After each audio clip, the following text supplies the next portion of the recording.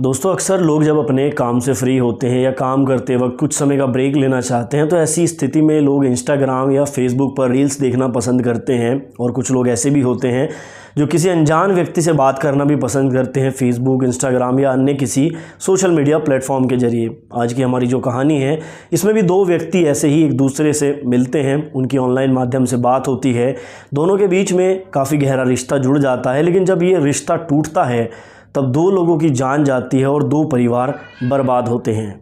आज की ये कहानी वाकई आपको चौंका देगी, क्योंकि जिन दो लोगों का रिश्ता इस कहानी में जुड़ा था वो पूरे तरीके से अनैतिक था। और जब ये रिश्ता टूटता है तो इनमें से एक व्यक्ति की जिद की वजह से दो परिवार पूरी तरह से बर्बाद हो जाते हैं। तो आखिर क्या है इस पूरे मामले के पीछे की सच्चाई और क्या है ये पूरी कहानी, आपको इस वीडियो में बताऊँगा। तो नमस्कार दोस्तों, मेरा नाम राहुल है और आप लोग देखना शुरू कर चुके हैं C4 क्राइम TV।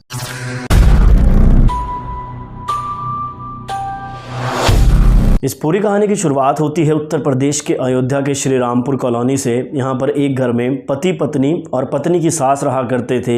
ये दिन था 1 जून 2022 का। इस घर में ऊपर की मंजिल पर 7 मजदूर काम कर रहे थे, क्योंकि इस घर में कुछ कंस्ट्रक्शन का काम चल रहा था। दोपहर तकरीबन 1 बजे घर की महिला घर पर ही रहती है, जबकि उसकी सास और उसका पति किसी काम से बाहर जाते हैं। वो तकरीबन 2 घंटे बाद यानी कि 3 बजे के आसपास घर वापस आते हैं। और जब वो घर वापस आते हैं तो जो महिला घर में रुकी हुई थी यानी कि इस व्यक्ति की पत्नी, वो लहूलुहान पड़ी हुई थी। ऐसा लग रहा था किसी धारदार हथियार से कई बार उसके ऊपर हमला हुआ है।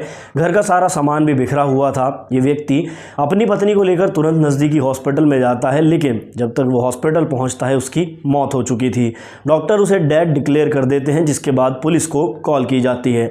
पुलिस मौका वारदात पर पहुंचती है, क्योंकि हत्या का एक मामला था, और बॉडी को पोस्टमार्टम के लिए भेजकर केस की छानबीन शुरू कर देती है। अब ये जिस महिला की हत्या हुई थी ये पेशे से एक प्राइमरी टीचर थी, साथ ही इसका पति भी एक गवर्नमेंट टीचर था। दोनों अच्छा खासा पैसा कमाते थे। पुलिस घर की छानबीन करती है तो घर में सारा सामान बिखरा हुआ था। अलमारी से तकरीबन 50,000 रुपये और कुछ ज्वेलरी भी गायब थी। शुरुआती छानबीन में पुलिस को ये लगा कि शायद ये कोई लूटपाट का मामला हो सकता है। घर में महिला अकेली थी, किसी ने ज़बरदस्ती घर के अंदर घुसकर पहले महिला की हत्या की और उसके बाद घर से ज्वेलरी और पैसा लेकर भाग गए। इस कड़ी में छानबीन करते हुए पुलिस का पहला शक उन 7 मजदूरों के ऊपर जाता है जो छत पर काम कर रहे थे। अब इसका कारण भी मैं आपको बताता हूँ। दरअसल घर के दरवाजे पर कोई भी फोर्स एंट्री के निशान नहीं थे। अगर बाहर से कोई चोर घर में चोरी करने आता तो वो दरवाजे के लॉक को तोड़ता या फिर खिड़की दरवाजे को तोड़कर ही अंदर घुसता।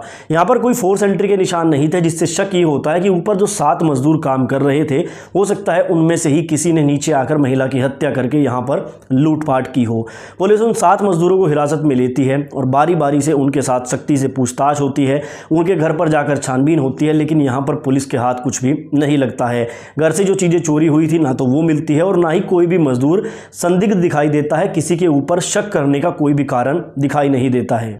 अब पुलिस अगला कदम उठाती है और आसपास लगे हुए सीसीटीवी कैमरों की मदद लेती है, क्योंकि इस घर के बाहर कोई मेन सीसीटीवी कैमरा नहीं था, लेकिन गली में 1-2 सीसीटीवी कैमरा लगे हुए थे। पुलिस उनको बारीकी से देखती है तो उसमें कोई भी ऐसा संदिग्ध व्यक्ति पुलिस को नज़र नहीं आता है जो उस गली से गुजरा हो या फिर इस घर की तरफ जाता हो। उसके बाद पुलिस अपना एंगल चेंज करती है। हो सकता है कि कोई ऐसा रिश्तेदार हो जो इस परिवार से जलता हो, क्योंकि इन लोगों के पास अच्छा खासा प्रॉपर्टी और पैसा था।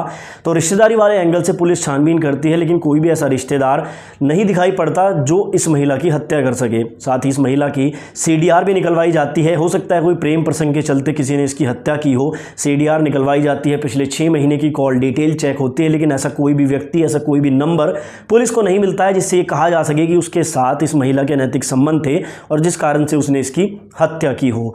पुलिस के शुरुआती सभी एंगल पूरी तरीके से फेल हो रहे थे और पुलिस को समझ नहीं आ रहा था कि आखिर कौन इस घर में दाखिल हुआ और इस महिला की हत्या किसने और क्यों की थी। अब घूम फिर कर पुलिस का जो शक है इस महिला के पति की तरफ जाता है। हो सकता है कि पति ने ही किसी कारण के चलते अपनी बीवी की हत्या की हो। इस पति को सस्पेक्ट मानते हुए जिस वक्त ये घर से निकला था, सीसीटीवी कैमरों के अकॉर्डिंग उसकी लोकेशन देखी जाती है, उसकी मोबाइल लोकेशन देखी जाती है। उस दिन वो 2 घंटे के लिए अपनी माँ को लेकर नज़दीकी बैंक में गया था। उस बैंक के सीसीटीवी कैमरे खंगाले जाते हैं तो मालूम चलता है कि जिस वक्त इस महिला की हत्या हुई उस वक्त उसका पति और उसकी सास बैंक में ही मौजूद थे। पति की CDR भी निकाली जाती है, कहीं इसका किसी और के साथ अनैतिक संबंध तो नहीं जिसके चलते इसने अपनी बीवी की हत्या की हो, लेकिन ऐसा भी कोई सुराग पुलिस को नहीं मिलता है। अब इतना सब कुछ करने के बाद भी पुलिस की टीम को जब कोई सुराग नहीं मिलता है तो वो फिर से उन सीसीटीवी कैमरों की रिकॉर्डिंग देखना शुरू करते हैं जो उन्होंने पहले देखी थी। पुलिस का मानना था कि हो सकता है कि उन सीसीटीवी फुटेज में कुछ ऐसा छिपा हो जो पहली बार में उन्हें दिखाई ना दिया हो, इसलिए उन सीसीटीवी फुटेज को दोबारा बारीकी से देखा जाता है। और यहाँ पर पुलिस के हाथ एक छोटा सा क्लू लगता है। एक 16-17 साल का लड़का जिसने एक टी शर्ट पहनी हुई थी, उस टी शर्ट पर एक प्रिंट था, वो इन 2 घंटे के दौरान जो ये महिला थी जिसका नाम सुप्रिया वर्मा था, इसके घर की तरफ जाता हुआ भी दिखाई देता है और फिर वापस आता हुआ भी दिखाई देता है। हालांकि 16-17 साल के लड़के के ऊपर शक करने की कोई वजह नहीं थी, लेकिन क्योंकि पुलिस के हाथ पूरी तरीके से खाली थे तो वो उस लड़के को शक के दायरे में ले लेते हैं। लेकिन सीसीटीवी कैमरे में इस लड़के का चेहरा साफ नहीं आ रहा था, बट उसकी टी शर्ट का प्रिंट पुलिस को कुछ हद तक दिखाई दे रहा था। इसी के चलते पुलिस शहर की लगभग 400 दुकानों पर जाती है और उस तरह की प्रिंट हुई टी शर्ट के बारे में पता करती है। अब ये एक तरीके से भूसे में सुई ढूंढने वाला काम था, क्योंकि एक तरह की टी शर्ट कई लोगों ने खरीदी होगी और यहाँ पर पुलिस के हाथ कोई भी क्लू नहीं लगता है।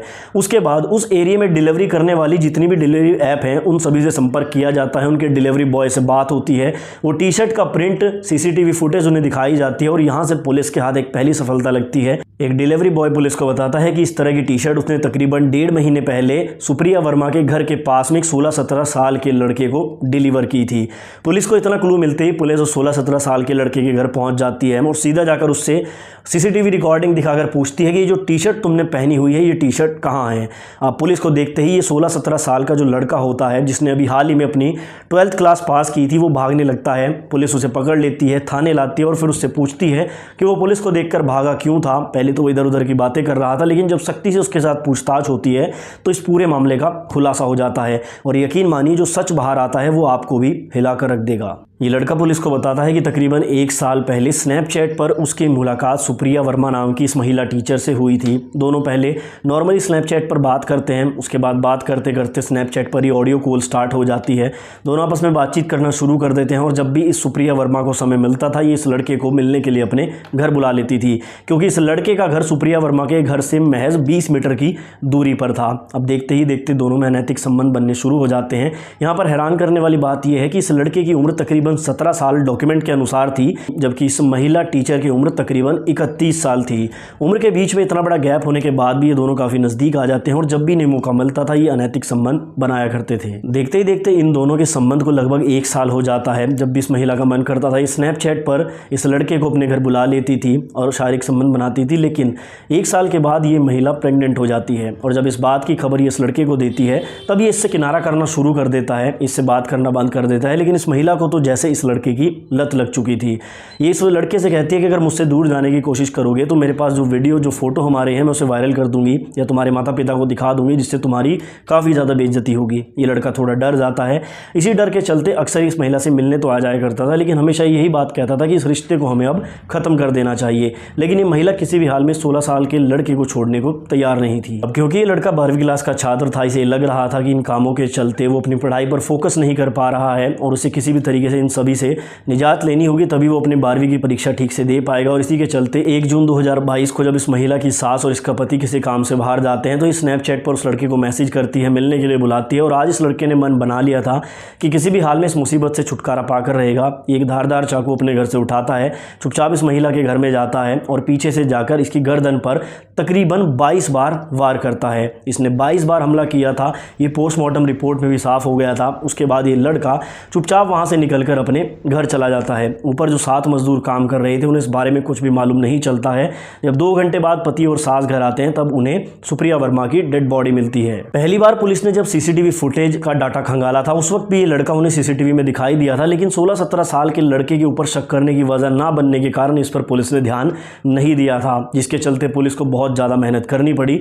और दूसरी बार में जब सीसीटीवी फुटेज देखे गए तो अब इस लड़के के ऊपर शक हुआ। इस लड़के को तो गिरफ्तार कर लिया गया है। कुछ रिपोर्ट्स में दावा किया गया है कि इस लड़के की उम्र इसके शरीर को देखते हुए कम बताई जा रही है। बाकी अभी ये लड़का जेल में है और इस केस की कार्रवाई अभी भी चल रही है। आपने अगर इस वीडियो को यहाँ तक देखा है तो इसके बारे में अपनी राय कमेंट बॉक्स में जरूर दें कि यहाँ पर ये महिला गलत थी या फिर ये 16 साल का लड़का।